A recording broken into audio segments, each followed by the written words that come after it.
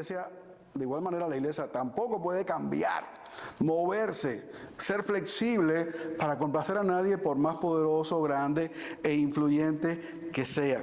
En 1 Timoteo 2, Pablo nos dice cómo debe conducirse el pueblo de Dios en dos áreas esenciales de la vida de la iglesia: la oración por todos y el orden en la adoración, o lo que es lo mismo, en el culto público. No estamos ante un texto opcional, ni ante sugerencias culturales que podamos tomar o dejar.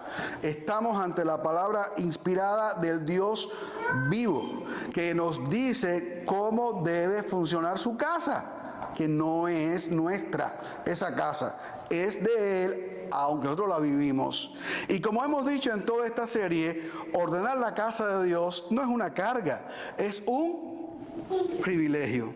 Un privilegio que cuesta, pues la iglesia no es un diseño humano, sino un diseño que Dios ha establecido claramente en su palabra. En este capítulo, Pablo nos muestra cómo debemos poner orden en el culto público de la iglesia para que sea fiel al Evangelio, para que refleje el Evangelio, para dar a conocer el Evangelio, que es la razón de ser de la iglesia. Que los principados, que las potestades, que las autoridades, que toda la creación conozca a Dios, conozca sus maravillas, conozca quién es Él. Y eso, como dice Pablo en Colosenses, Dios escogió darlo a conocer por medio de la iglesia que Jesucristo compró con su sangre. Ahora bien, ¿y cuál es el culto público que es fiel al Evangelio?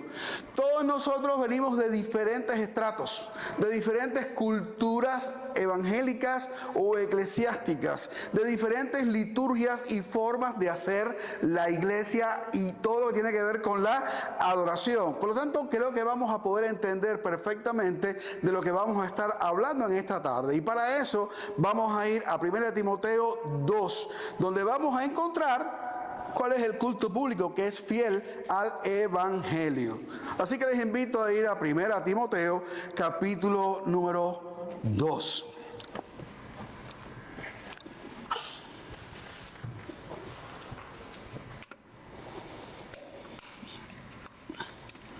Doy gracias a Dios por la obra de Ramfis, que está poniendo en el chat de la iglesia el anuncio del mensaje, su título y también parte del propósito, la idea principal de lo que queremos comunicar. Así que todos ya están de alguna manera informados y han sido fieles en consultar el chat de la iglesia y participar en él. Así que leemos el capítulo. Dice Pablo: exhorto ante todo a que se hagan rogativas, oraciones, peticiones y acciones de gracias por todos los hombres, por los reyes y por todos los que están en eminencia, para que vivamos quieta y reposadamente en toda piedad y honestidad, porque esto es bueno y agradable delante de Dios nuestro Salvador, el cual quiere que todos los hombres sean salvos y vengan al conocimiento de la verdad. Porque hay un solo Dios y un solo mediador entre Dios y los hombres, Jesucristo hombre, el cual se dio a sí mismo en rescate por todos, de lo cual se dio testimonio a su debido tiempo. Para esto yo fui constituido predicador y apóstol, digo verdad en Cristo, no miento, y maestro de los gentiles en fe y verdad. Quiero pues que los hombres oren en todo lugar, levantando manos santas sin ira ni contienda. Asimismo que las mujeres se atavíen de ropa decorosa, con pudor y modestia, no con peinado ostentoso, ni oro, ni perla, ni vestidos costosos, sino con buenas obras, como corresponde a mujeres que profesan piedad. La mujer aprende en silencio con toda sujeción, porque no permito a la mujer enseñar ni ejercer dominio sobre el hombre, sino estar en silencio. Porque Adán fue formado primero, después Eva. Y Adán no fue engañado, sino que la mujer, siendo engañada, incurrió en transgresión. Pero se salvará engendrando hijos, si permaneciera en fe, amor y santificación con modestia. Señor, gracias por tu palabra. Tú eres Dios. Has hablado y tu iglesia debe obedecer. Yo quiero simplemente pedirte en esta hora que me capacites para decir la verdad y la verdad exclusivamente. Para animar, fortalecer, edificar, consolar y exhortar a tu pueblo a servirte con gozo y con alegría y poner en alto el Evangelio, que es nuestra norma, nuestro modelo, nuestro estándar para todo lo que hacemos en nuestra vida y en la iglesia. Ayúdanos, Señor. Te lo pido humildemente en el nombre de Jesús, tu Hijo amado. Amén. Así que debemos poner orden en el culto público de la iglesia para que sea fiel al Evangelio. Y aquí, en este pasaje, tenemos las dos maneras de hacerlo, o las dos ideas que nos van a permitir expresar y explicar esta idea. En primer lugar, el culto público fiel al Evangelio es el que tiene en cuenta a todos los hombres. Y cuando hablo de todos los hombres, estoy hablando de todos los hombres, de todas las mujeres, de todos los niños, de todas las personas, sin distinción, porque Dios no hace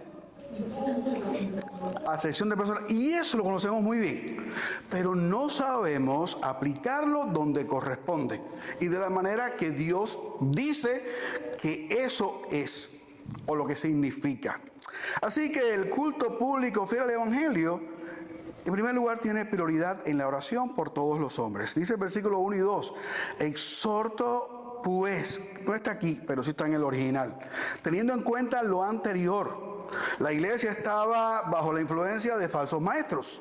La iglesia estaba bajo la influencia del engaño, de la mentira, del mal uso de la autoridad, de confusiones, de conflictos, de cuentos, de historias, de mentiras y de herejías que estaban distorsionando el Evangelio. Y que, por supuesto, al distorsionar el Evangelio, están desviando al pueblo de Dios de la verdad.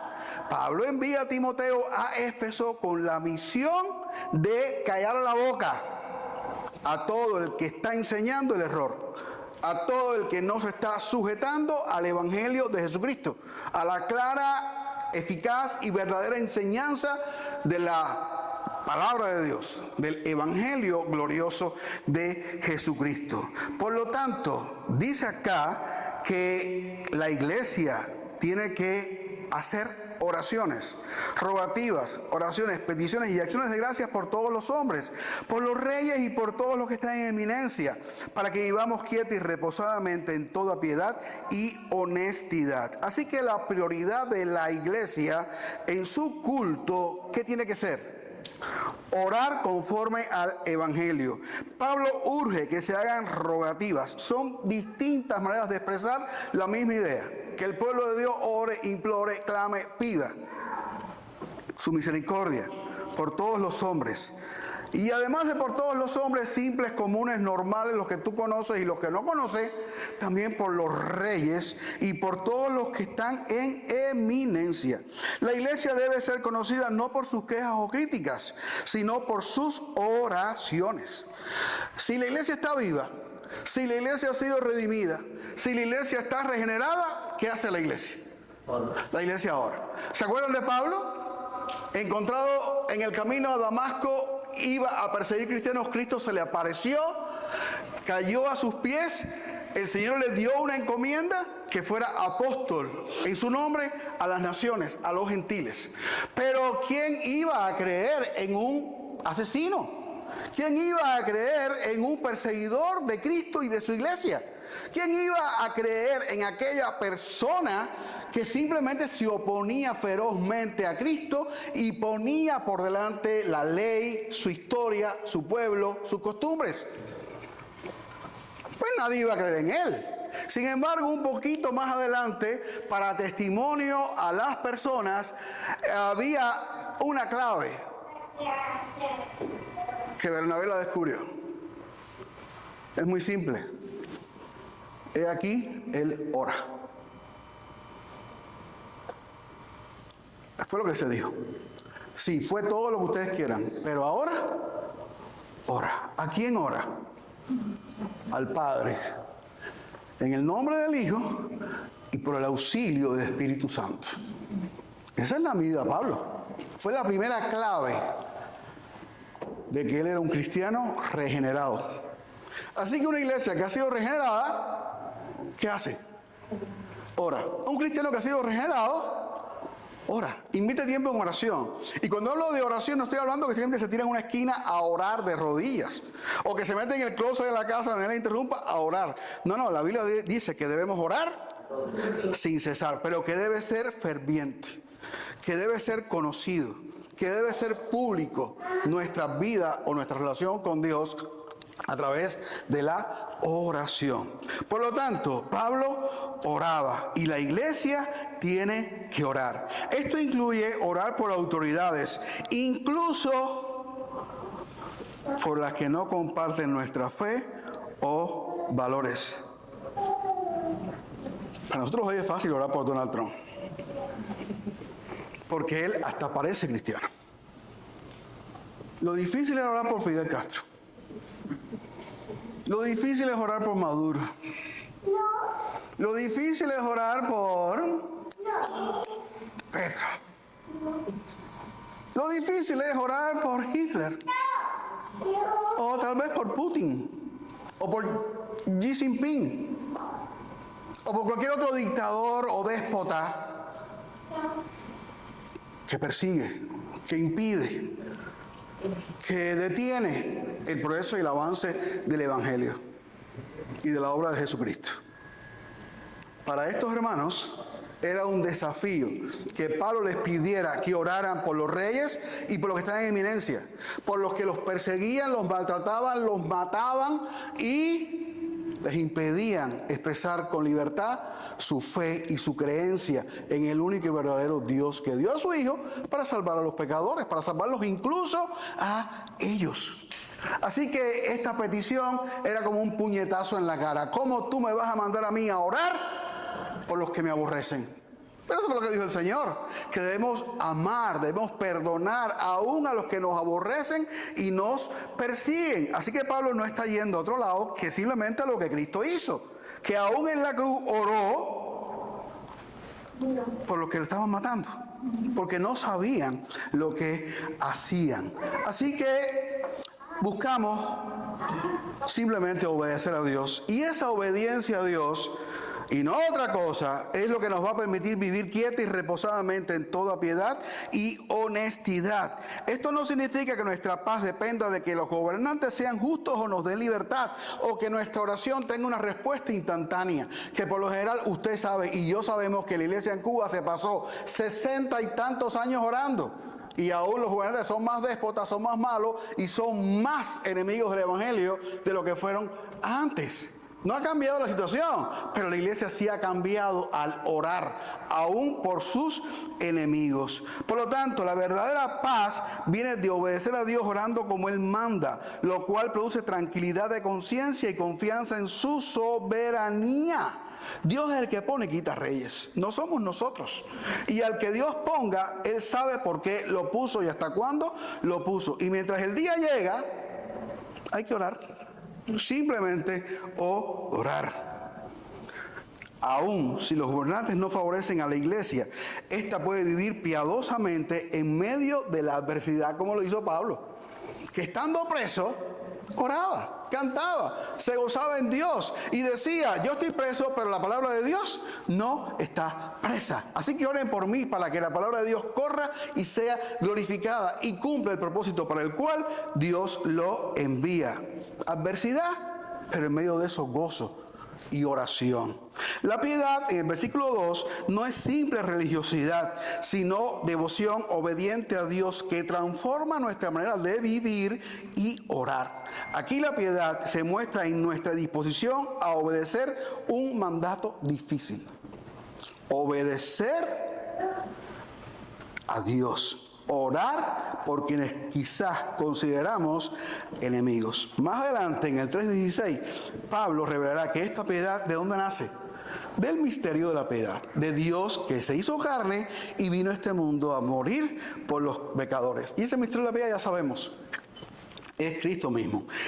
Después vamos a ver cuál es el fundamento del mandato. Dice Pablo: porque esto es bueno y agradable delante de Dios nuestro Salvador, el cual quiere que todos los hombres sean salvos y vengan al conocimiento de la verdad. Qué terrible para un predicador tener que decir lo que la Biblia dice. Y qué terrible para ustedes tener que escuchar lo que la Biblia dice. Y tener que ser fiel al final a lo que la Biblia dice. Y no a lo que dice la corriente. Y no a lo que dice lo que es popular y la gente reconoce como lo popular. Lo que más se dice, lo que más se conoce, lo que usted busca en las redes y la gente interpreta, esto es esto porque es así, porque es lo que todo el mundo cree. No, hermanos, tenemos que ir a la Biblia. Tenemos que ir a la ley y el testimonio, como decían los profetas, como decía Jesús. Tenemos que meternos en la palabra de Dios, tenemos que escudriñar la Escritura, y para mí ha sido un terrible desafío. Me ha dado mucho gozo, me ha dado mucha paz, porque la paz viene simplemente de hacer lo que Dios quiere que tú hagas, aunque te persigan, aunque te maten y aunque te condenen. Así que a decir la verdad es nuestro compromiso. Es para lo que Dios nos llamó y es lo que tenemos que hacer, aunque a nadie le guste. Dios se complace cuando su pueblo ora por todos, porque Él quiere que personas de toda nación y trasfondo sean salvas y lleguen al conocimiento de la verdad. Este es uno de los textos más mal interpretados de la Escritura. Que Dios quiere que todos los hombres sean salvos y vengan al conocimiento de la verdad. Anote. Escudriñe. Créalo. Y gócese en oír lo que Dios tiene que decir. Yo no soy Dios. Yo simplemente soy un instrumento. ¿Qué significa esto? Todos no significa cada individuo sin excepción. Todos no significa los 8.000 millones de habitantes que habitan la Tierra. Todo significa toda clase de personas sin distinción, porque Dios no hace acepción de personas. ¿Quiénes hacen acepción de personas? Nosotros somos especialistas. En nuestra vida de oración hacemos acepción de personas. Oro por mi familia, oro por mis compañeros de trabajo, que son los que son buenos y me simpatizan. ¿Ok? Oro por mis vecinos. Pero orar por esta gente. No, yo no puedo orar por esa gente. Ese hombre es muy malo. Ese hombre lo que merece, ¿qué cosa es? Morirse. Así que yo no voy a orar por él. Aún en la iglesia, tristemente, hacemos distinción de personas. En todo sentido. Nos relacionamos con el que me cae bien, pero el que no me cae muy bien, aun cuando es mi hermano, lo miro de reojo. Aquel que me cae gordo, no quiero tratarlo. Es más, hay hasta gente que no van a un culto o un programa porque va fulano. Y otros que se evitan mirarse por X cuestiones. Normalmente es lo que nos caracteriza en nuestro pecado, en nuestra ceguera, en nuestra desobediencia. La Biblia enseña que, aunque esto es difícil, lo que Dios quiere es que en el cielo haya personas de todas las etnias, de todas las familias, de todas las ideologías, de todos los grupos sociales, no a todas las gentes de toda la tierra y de toda la historia de la humanidad que han vivido sobre la tierra. Así que es toda clase de personas sin distinción, como se ve en la promesa hecha a Abraham en Génesis 15 y cumplida en la visión de Apocalipsis, donde gente de toda tribu, lengua y nación alaba a Dios. Esto rompe cualquier visión exclusivista y nos impulsa a una oración y misión global. Esta forma de hablar no es única de Pablo. En la Biblia, todos es paz, del original griego transliterado, y mundo es cosmos, también transliterado. Y no siempre significan cada individuo. ¿Ok? Juan 3:16, archiconocido, porque de tal manera amó Dios al mundo que ha dado su Hijo unigénito para que todo aquel que en él cree no se pierda, mas tenga vida eterna. ¿Qué significa mundo en ese pasaje? En esa porción que Juan habló. Simplemente humanidad sin distinción. La humanidad sin hacer acepción de personas. Eso es lo que significa. No sin excepción. Es decir, que no implica todo el mundo. Implica simplemente todo tipo de gente. 1 Timoteo 2:4, nuestro pasaje, dice el 2:4, todos. Y después dice que el Cristo murió en rescate por todos. ¿De qué está hablando?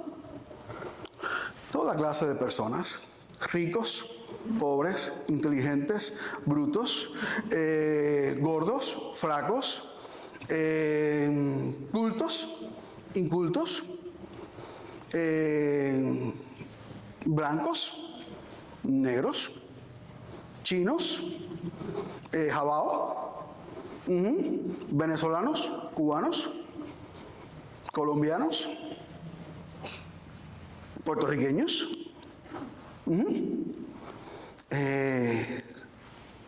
no notan, ¿no? No es todos los pobres, ni todos los ricos, ni todos los gordos, ni todos los flacos, ni todos los blancos, ni todos los prietos, ni esto, ni aquello, ni lo otro. Es gente de todo pueblo, lengua y nación. Toda clase de personas. Segunda de Pedro 3:9 dice que Dios es paciente para con nosotros, no queriendo que ninguno perezca, sino que todos procedan al arrepentimiento. Pero el contexto del pasaje nos dice que esta paciencia es para con nosotros, la iglesia, no para toda la humanidad indiscriminadamente. Y Apocalipsis 5:9, lo puede buscar en su Biblia. Dice que Cristo compró con su sangre de toda tribu, lengua, pueblo y nación. Gente, no a todos sin excepción, sino a todos sin distinción. Dios no distingue, pero Dios es inclusivo porque cabe gente en su reino de todo tipo. Pero es exclusivo porque Él es el que pone dentro de su reino a quien Él quiere. Nadie entra porque quiere. Es Dios quien ejerce su elección para que a su reino venga gente de todo tipo, pero no todo el mundo. ¿Ok? No a todos sin excepción, sino a todos sin distinción. Esto conecta con Génesis 12:3, que le dijo Dios a Abraham: en ti serán benditas todas las familias de la tierra. La bendición prometida a Abraham no es prosperidad material para cada nación, como algunos entienden, sino la salvación por medio de su descendencia. ¿Qué dice Gálatas 3:16? ¿Quién es el descendiente de Abraham? Es Cristo. No hay otro descendiente de Abraham. Sí, lo fue Isaac por la carne, pero por la fe el descendiente de Abraham es Cristo. Y la Biblia dice que la ley fue nuestro ayo para llevarnos ¿a dónde? A Cristo. Y dice que los que son hijos de fe, estos son hijos de Abraham. Pero por la fe de quién y en quién. En la fe de Jesucristo. Así que entonces en Apocalipsis 7:9 vemos el cumplimiento. Una multitud de redimidos de toda nación, tribu y lengua adorando al Cordero. No a toda la humanidad, ni a todo el que quiso, sino a todo aquel que Jesús compró por medio de su sangre. Esto significa que cuando oramos por todos, según Pablo, estamos participando activamente en el cumplimiento del plan eterno de Dios, que su pueblo sea llamado de entre todas las naciones. Y lo vemos desde el principio. ¿Quién era Mateo? Mateo, el escritor bíblico. ¿Qué era? Les animo a la paciencia y a pensar. Yo sé que esto es como un tanganazo en la cabeza, pero es lo que la Biblia enseña. ¿Quién era Mateo? Un publicano, un recaudador de impuestos, lo más odiado que había en Israel. ¿Saben por qué? Porque servía al gobierno romano, que era lo más desagradable que podía haber para un judío. Tener que pagarles impuestos a Roma. Manifestaba su esclavitud, manifestaba su falta de libertad, manifestaba su incapacidad para liberarse por ellos mismos y ser, como Dios había prometido, una nación especial, única en la tierra, que sería cabeza y no cola de las naciones. ¿Qué cosa eran ellos? Un pueblo pisoteado, maltratado, vejado por el yugo romano. Y Mateo servía a ese yugo. Y era feliz viviendo en ese yugo. ¿Y quién más era también recaudador de impuestos? Saqueo. También era recaudador de impuestos. Y también vivía muy bien. Pero sin embargo, ¿a quién puso Dios, Jesucristo, en su grupo de apóstoles? Puso a Mateo. Sentado en el banquito de los tributos públicos, pasó Jesús y le dijo: oye tú, sígueme. ¿Y qué hizo Mateo? ¿A quién tú eres? ¿Cuánto tú me vas a pagar? Yo estoy muy bien aquí, yo tengo televisor, carro del año, casa en... ¿Dónde es el mejor barrio que hay acá? Entonces yo soy de los más ricos. Ok, en más rico, ¿entiendes? Y entonces cualquiera pensaría que Mateo iba a decir no, pero él no pudo. Jesús le dijo: sígueme, y dejando todo, le siguió. Yo no sé si tú crees otra cosa, pero cuando Jesús dice sígueme, tú eres arrastrado a él, aunque tú no quieras. Así que Mateo le siguió. Pero ¿quién más estaba en el grupo de Jesús? Simón. ¿Y qué cosa era Simón? Un celote. ¿Y qué cosa era un celote? Un nacionalista, defensor a ultranza de la ley y de la nación de Israel. Así que tenemos conviviendo en un grupo de 12 a un traidor y a un defensor de su nación. ¿Sabe lo que pasaba cuando un celote y un publicano se encontraban por la calle? ¿Sabe lo que pasaba? El celote siempre andaba con una daga. Y cuando le pasaba por el lado del publicano le hacía así. Y ahí quedaba muerto.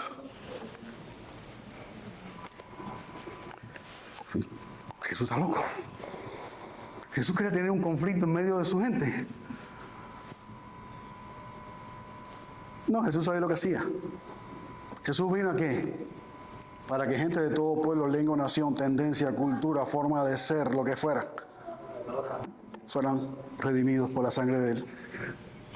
Y por eso, aquellos dos que eran enemigos, en Cristo estaban reconciliados. En Cristo vivían en paz. En Cristo se amaban y servían a Dios. ¿Y Pablo? Ya lo dije, perseguidor de la iglesia. Pero Cristo no le dijo: este lo van a matar cuando lo metan en un templo yo. No, Jesús no dijo eso. Jesús le dijo: no, tú habrás sido lo que tú hayas sido. El asesino más grande y el perseguidor más grande, pero a partir de ahora tú vas a ser mi discípulo. Vas a ser apóstol a los gentiles. Y vas a tener que ir ahí a donde tú ibas a matar cristianos y a meterlos a la cárcel y presentarte en mi nombre. Si Jesús eres tú no metes a ninguna de esa gente en tu grupo. Pero el propósito de Jesús no es hacer lo que tú quieres. Es cumplir el plan de Dios de que gente de todo pueblo, lengua y nación les sigan, les sirvan y sean redimidos por su sangre. Sin distinción. Sin hacer acepción de persona, grupo social, tendencias, ideas y lo que sea. ¿Por qué hoy se malinterpreta esto? ¿Por qué la iglesia del siglo XXI y del siglo XX malinterpretan estas cosas? Muy simple. Humanismo. Pone al hombre en el centro, redefiniendo el amor de Dios como aceptación incondicional de todos sin distinción moral. No, Dios te ama. Dios ama a todos. Dios es amor. Pero Dios es exclusivo. Y no le da su amor a cualquiera, como tampoco le da su salvación a cualquiera. A cualquiera sí, de todo pueblo, lengua y tribu, nación, pero no todo el que quiera. Es difícil de entender, pero es lo que la Biblia enseña. Por eso tú estás hoy aquí. ¿De dónde tú saliste? ¿Quién tú eras? Dime si toda la gente de tu familia son cristianas, Kenny. No. La mía tampoco. ¿Y la tuya, Olga? ¿Y por qué tú sí y ellos no? ¿Y por qué a pesar de que tú le has predicado y le has dicho la verdad y se la has declarado y le has insistido y has orado y suplicado y le has mostrado todas las evidencias, ellos no creen? Porque tu tarea es hacerlo. Pero Dios es exclusivo, te trajo a ti. No porque tú seas bonito, ni porque seas fuerte, ni seas rico, ni seas inteligente, ni porque Él vio que tú ibas a creer en Él. No, porque Él quiso. Porque Él lo tenía pensado. Lo tiene escrito desde el principio y lo cumplió en su tiempo. Yo no sé si el resto de tu familia un día va a ser cristiana o no, pero al día de hoy, tú y tal vez otro. ¿Ok? Es así. El humanismo nos ha echado a perder la historia. Ha predicado y ha inculcado un amor de Dios que ignora todas las demás virtudes y atributos de Dios. Se olvida que Dios es justicia y se olvida que el hombre es pecador, que es malo y que no es digno ni del amor, ni de la gracia, ni de la misericordia de Dios. Lo segundo, el pragmatismo, que ha moldeado la sociedad norteamericana y por ende al mundo. ¿Qué cosa es el pragmatismo? Predica lo que funciona. Es decir, que proclama lo que funciona para atraer multitudes, para llenar templos, para satisfacer el ego, la grandeza del hombre, como en la Torre de Babel. Construyamos una torre que llega al cielo y digámonos un nombre. Esa es la tendencia del hombre, el orgullo, la soberbia. No estoy diciendo que no amen a Dios. No estoy diciendo que no quieran servir a Dios, pero la manera que lo están haciendo no es la manera correcta. El pragmatismo predica lo que funciona para atraer multitudes. Y entonces, para atraer las multitudes, ¿qué hace? Presenta un evangelio light. Presenta un evangelio bonito. Presenta un evangelio suave para no ofender. Por eso hoy en día no hay llamado al arrepentimiento. No hay confrontación del pecado del hombre. No hay una declaración pública de lo que implica seguir y servir a Cristo. Niégate a ti mismo, toma tu cruz y sígueme. No se oye mucho que la puerta es estrecha y el camino es angosto y pocos son los que van por él. Sino todo lo contrario, somos buenos, aquí le vas a pasar muy bien, te vas a sentir muy bien, tú vas a poder alcanzar el éxito, la prosperidad y todo lo que te propongas y confía en Jesús, porque tú todo lo puedes en Cristo, sin ignorar o ignorando que no tenía nada que ver con prosperidad, riqueza, éxito, salud ni bienestar. Simplemente obedecer a Dios a pesar de las circunstancias. Eso es lo que significa todo lo puedo en Cristo que me fortalece. Así que humanismo y pragmatismo han distorsionado por completo el mensaje del evangelio. Ambos han reducido el texto como Juan 3:16 a eslogan evangelísticos sin su contexto bíblico. La iglesia debe resistir esa tendencia. Predicamos y oramos conforme al plan de Dios, no a las preferencias del hombre ni a los gustos de las personas. Y entonces venimos al evangelio, el único camino a Dios, porque hay un solo Dios y un solo mediador entre Dios y los hombres, Jesucristo hombre, el cual se dio en sí mismo el rescate por todos, sin distinción, gente de todo pueblo, lengua y nación, pero no toda la gente de todos los pueblos, las lenguas y las naciones, de lo cual se dio testimonio a su debido tiempo. Hay un solo Dios y un solo mediador entre Dios y los hombres, Jesucristo, que se dio en rescate por esos todos. ¿Ok? La iglesia ora y proclama porque Cristo murió para reunir a un pueblo de toda clase y lugar, sin acepción de personas, sin distinción. Ok, ahí van a ver en el cielo los indios Aucas. ¿Conocen la película? Jim Elliot yendo a Ecuador a predicar el evangelio a caníbales. ¿Por qué lo hizo? Porque entendió que la misión de Cristo fue salvar a gente de todo pueblo, lengua y nación. Y como nadie había ido los Aucas, él dijo, yo voy a ir para cumplir el propósito por el cual Dios envió a Jesucristo. Ahora me envía a mí y voy a predicar el evangelio allí, aunque me maten. ¿Qué hizo William Carey? Fue a la India. donde la gente eran salvajes, donde la gente eran idólatras, donde hay 33 millones de dioses, donde la gente ama a una vaca, pero desprecia al ser humano. ¿Saben una cosa? No lo dejaron entrar a la India. El primer misionero moderno. Eso fue lo que él sintió. ¿Y por qué lo sintió? ¿Y por qué en el camino perdió a su mujer y a sus hijos para ir a la India y cumplir el propósito de Dios? Porque él entendió cuál era la misión. Que gente de todo pueblo, lengua y nación escuchara el Evangelio. Y si eso implicaba su muerte, él iba a cumplir el plan de Dios. Porque la muerte de Cristo fue real.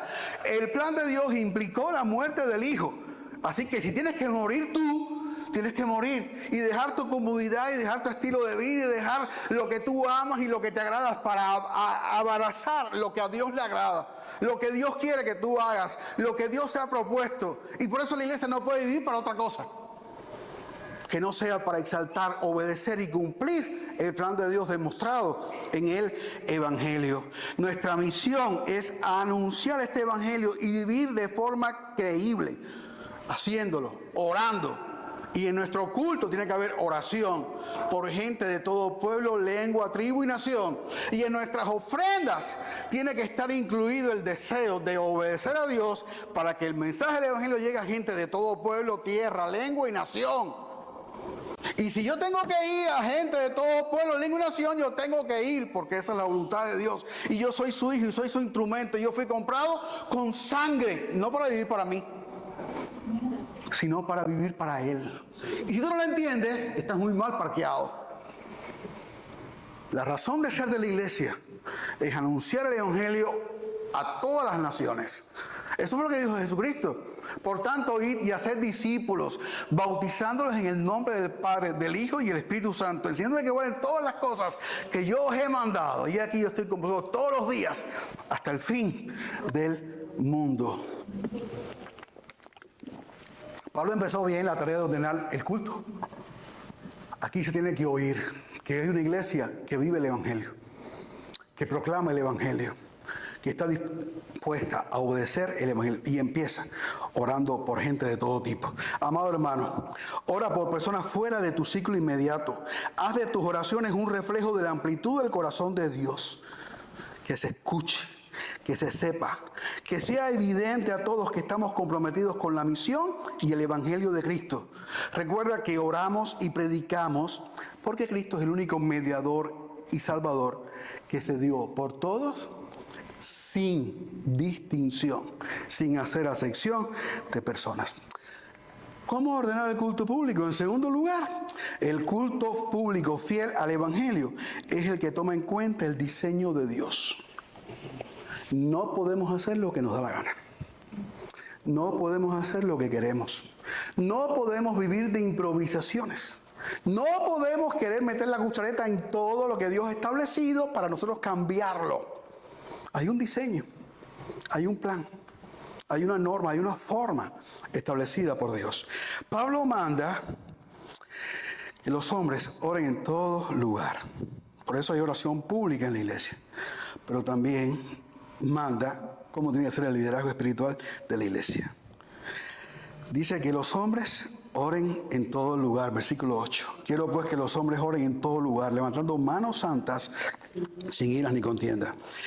Esto no prohíbe que las mujeres oren en público, puesto que las mujeres en el aposento alto, del cual esta iglesia se honra tener ese nombre, estaban allí orando. Pero no era el culto público. Era una reunión preparándose para cuando el Señor derramara su Espíritu Santo y fueran comisionados para obedecer a la predicación del Evangelio en todas las naciones. Y en 1 Corintios dice que las mujeres también oraban en una reunión informal, pero que tenían que hacerlo ¿cómo? Con velo. Porque una mujer que no tenía el velo puesto no estaba bajo autoridad.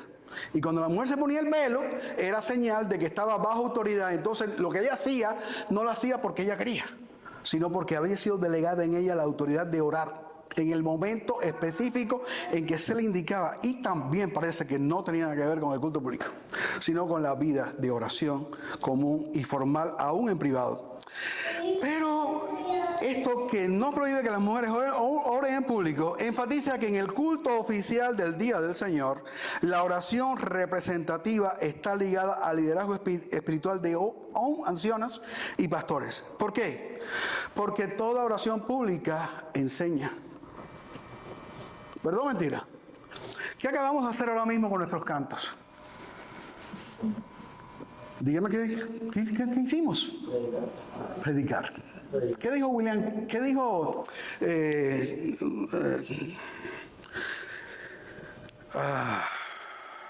Wesley, fundador de los metodistas? Su hermano era músico. ¿Sabe lo que le dijo? Que solamente habían dos gentes que predicaban. El que guiaba la adoración de la iglesia y él. Y que la adoración tenía una preponderancia y un alcance tal vez mayor que el mensaje de la palabra. Porque usted no se va a acordar, cuando llegue a su casa, de todo lo que yo dije.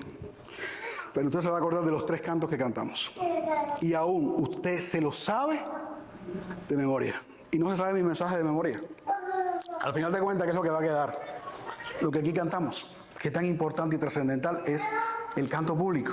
Y aunque Pablo no habla en el pasaje de canto público, estaba implícito, porque es lo que se hace también en el culto de una iglesia.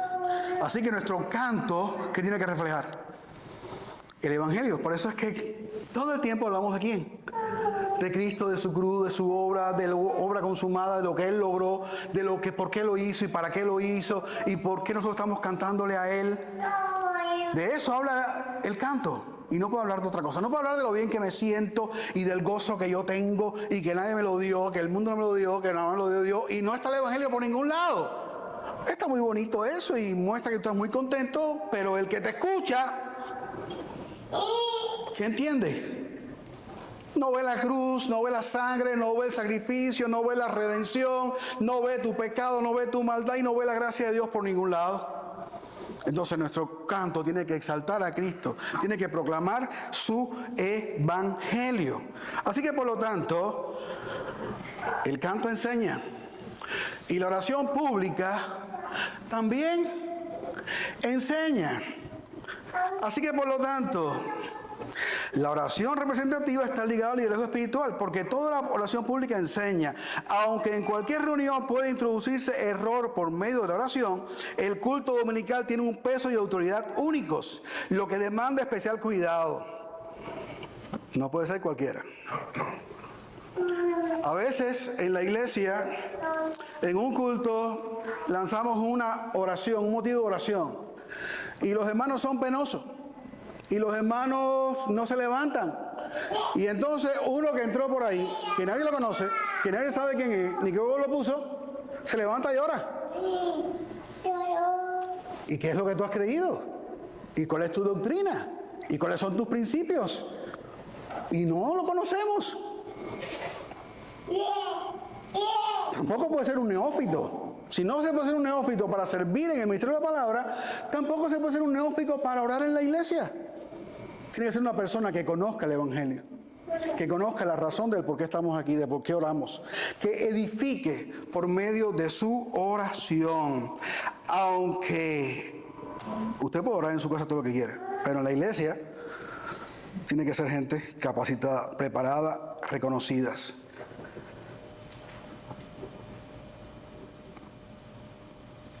En cualquier iglesia sin pluralidad de ancianos, este rol recae en el pastor y hombres designados por él para hacerlo, cuidando que las oraciones también instruyen y deben ser doctrinalmente correctas, porque enseña. Después Pablo pasa y dice, asimismo que las mujeres se atavíen de ropa decorosa, con pudor y modestia, no con peinados ostentosos, ni oro, ni perlas, ni vestidos costosos, sino con buenas obras, como corresponde a mujeres que profesan piedad. Vestido y carácter de las mujeres. Pablo exhorta a las mujeres a vestir con modestia y decoro, no con ostentación. En Éfeso, esto confrontaba la moda lujosa y sensual asociada al culto de Artemisa, donde habían prostitutas que servían en el templo. El verdadero adorno de la mujer cristiana son buenas obras. no joyas, no brillos, no atractivos físicos, sino espirituales. Fruto de una piedad genuina que honra ¿qué cosa?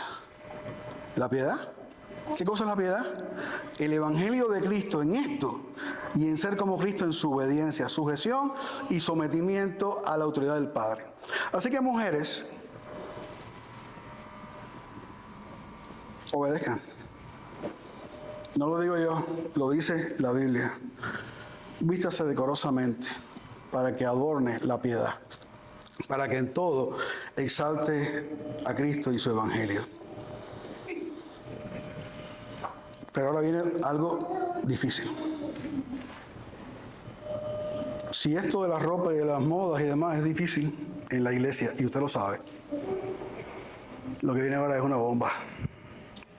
Dice el versículo 11 y 12, la mujer aprende en silencio con toda sujeción, porque no permite a la mujer enseñar ni ejercer dominio sobre el hombre, sino estar en silencio. Porque Adán fue formado primero, después Eva. Y Adán no fue engañado, sino que la mujer, siendo engañada, incurrió en transgresión. Pero se salvará engendrando hijos, si permaneciere en fe, amor y santificación con modestia. ¿Sabe cuál es mi problema? Que tengo que predicar todo el consejo de Dios.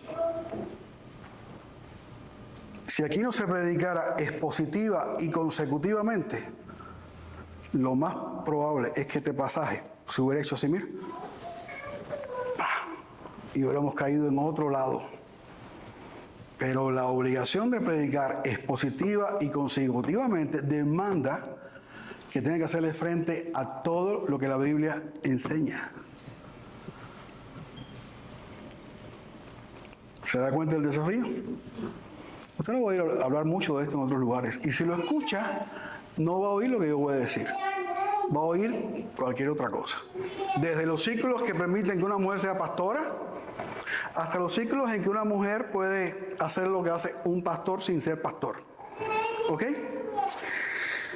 Pablo prohíbe que la mujer enseñe o ejerza autoridad sobre el hombre. ¿Qué significa ejercer dominio? Versículo 12. El vocablo griego autenteo es el que se traduce ejercer dominio. El problema para su interpretación es que solamente se usa en este versículo, por lo que al ser la única vez que se menciona en todo el Nuevo Testamento, no hay manera de comparar con su uso en otros contextos. Por otro lado, las palabras que Pablo usaba normalmente para autoridad eran exousia y arcón, que están en Romanos 13, 1 al 3. De modo que, si el apóstol estaba queriendo indicar este significado, es extraño que usara ese otro término. Además, al examinar el uso de esa palabra en otros escritos en griego, se observa que era un verbo poco común y que aunque se podía entender como tener autoridad, también se podría traducir como empezar algo, tener iniciativa o ser el principal responsable de una acción. Asimismo, podría tener el sentido de dominar o usurpar el poder o los derechos de otros, e incluso reclamar pertenencia, soberanía o autoridad. Aunque no todos los eruditos en griego están de acuerdo en todos estos significados, el número y variedad de ellos permite considerar que su sentido en el pasaje, bajo escrutinio, puede ser clave para comprenderlo. Recuerde que había, ¿qué cosa en Éfeso? Falsos maestros y mala enseñanza y doctrina. La cuestión que ayuda a aclarar todo aquí es el fundamento de Pablo, que lo pone en el orden creacional. Dice que no permito esto simplemente porque Adán fue formado primero, después Eva. Ese es el orden de la creación. ¿A quién se le dio la autoridad de gobernar, de señorear en el huerto? A Adán, no a Eva. ¿Qué vino a hacer Eva? Ayuda idónea, pero no cabeza. La cabeza de la mujer es el hombre y la cabeza del hombre es Cristo. Por lo tanto, a la mujer no se le dio autoridad para gobernar, se le dio al hombre. Y la Biblia lo enseña desde el principio. Y lo otro es la naturaleza de la caída. Dice el versículo 14 que Adán no fue engañado, sino que la mujer, siendo engañada, incurrió en transgresión. Y aunque Pablo en todos los demás pasajes que habla de esto le echa la culpa a Adán de la caída, Adán lo hizo en total desobediencia. Pero Eva lo hizo siendo engañada. Se dejó manipular, se dejó seducir y fue engañada. Y eso trasciende la historia. Y aunque nosotros no vamos a entenderlo, y por qué se habla de esa manera, es lo que la Biblia está diciendo. No tiene nada que ver con la cultura, ni con el contexto, ni con las circunstancias. Tiene que ver con que Dios lo estableció así desde el principio. Es decir, el hombre es cabeza y la mujer se sujeta o se somete al liderazgo del hombre. Entonces, no es una limitación de capacidad o valor tampoco, sino una cuestión de función y obediencia al diseño de Dios, de cuyo ejemplo, ¿quién es? Se sometió al Padre.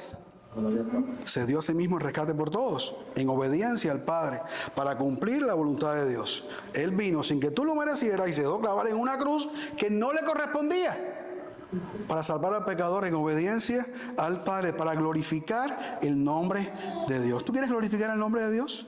¿Tú quieres exaltar el nombre de Dios? Hay cosas que no vas a entender, pero que tienes que obedecer, que tienes que cumplir, porque es la voluntad de Dios para con nosotros en Cristo Jesús. Así que entonces, esto significa que el diseño de Dios para el liderazgo y la enseñanza pública de la iglesia recae en hombres calificados. 1 Timoteo 3, del 1 al 7. Donde dice que el pastor debe ser irreprensible. Y después, todos los requisitos, que son para hombres y nunca para mujeres.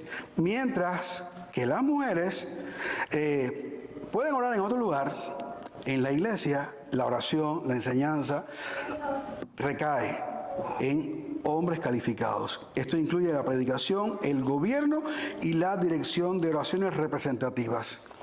Mientras que las mujeres, al igual que el resto de los hombres que no son pastores ancianos, tienen un papel crucial en discipulado, servicio y testimonio, pero no en el oficio de pastor o anciano. Para las mujeres, sujetarse a este diseño y vestir con modestia podía ir en contra de las costumbres de Éfeso, como podría ir en contra de las costumbres de hoy. Porque hoy, mientras más rebelde sea la mujer, mientras menos se sujete y mientras más mal se vista, y cuando hablo de vestirse mal estoy hablando en conformidad con ¿qué? Con los cánones, los estándares y las modas. Y ya usted sabe que mientras más apretada, ¿entiende? Y mientras más exhiba su naturaleza, aunque sea nada bonita, ¿ok? Es lo que se usa. Así que en Éfeso esto era un problema, era ir contracorriente, como es también para nosotros hoy, va contra el espíritu de la época. Pero para todos, aceptar y aplicar estas distinciones exige humildad y sumisión a la palabra, no a las presiones culturales. Esta piedad que se manifiesta en obediencia práctica brota del misterio de la piedad, que es Cristo. ¿Cuál es el propósito entonces de este orden? Es evidente, ya lo he dicho, proteger de la falsa enseñanza, incluso en la oración. Así que ya saben, ni mujeres que no son pastores, ni hombres que no son pastores en el culto público deben ejercer el lugar que solamente le corresponde a pastores y ancianos. Entonces, asegurar que la adoración refleje el diseño de Dios, formar creyentes que oren y sirvan bíblicamente, no solo restringir funciones, es para lo que se escribió esto. Amados hermanos, en una época que rechaza toda distinción de roles, la iglesia tiene que mantenerse fiel. Esto no es inferioridad, tampoco es machismo, es obediencia al diseño de Dios. Ignorar esto por temor a ser impopulares es caer en el pragmatismo y en las fauces del feminismo radical, que intenta destruir el diseño de Dios para la familia, la sociedad y la iglesia, y que está colado en la iglesia. Nuestro llamado no es solo limitar quién puede hacer qué, sino equipar a toda la iglesia para que cada miembro en el momento y lugar que le corresponda sirva fielmente según los límites bíblicos y éticos que los pone Dios, no ningún pastor ni ninguna iglesia. Así, cuando un creyente ore, lea o participe, lo hará con la mente y el corazón centrados en Cristo, edificando a la iglesia y glorificando a Dios. Concluyo. El orden que Dios establece para su iglesia no es una carga. Si no, esto fuera, ¿qué cosa? Un desastre. Es una bendición el orden de Dios. Protege de la confusión, preserva la verdad y la unidad y muestra el evangelio al mundo. La misión y el orden no son ideas separadas. ¿Sabes lo que hizo Cristo contigo cuando tú viniste a Él? ¿Te acuerdas cómo estaba tu vida? ¿Cómo estaba? ¿Cómo está la vida de todo ser humano sin Dios? desordenada. ¿Cómo estaba la tierra en el principio? ¿Y cómo está el hombre sin Dios? Desordenado y vacío. Cuando usted se convierte o cuando Dios lo convierte a usted, que es la manera correcta de decir, lo que Dios empieza a hacer, ¿qué cosa es? Ordenar tu vida, ordenar tu casa, ordenar tu familia. Y tiene también que ordenar ¿qué cosa? Tu iglesia, para que sea columna y baluarte de la verdad. Así que entonces, una iglesia que tiene en cuenta a todos al orar y que adora siguiendo el diseño de Dios para la adoración pública, el culto dominical, refleja entonces el carácter de su Señor y Salvador Jesucristo, siendo fiel al Evangelio. Y como somos fieles al Evangelio y hemos orado por ti, que aún no disfrutas de la salvación que Cristo obtuvo para su pueblo al morir en la cruz del Calvario, porque eso fue para lo que vino Cristo, en lugar del pecador. Eso fue lo que hizo Cristo. Te invitamos en esta hora a arrepentirte de tus pecados y creer en Jesucristo.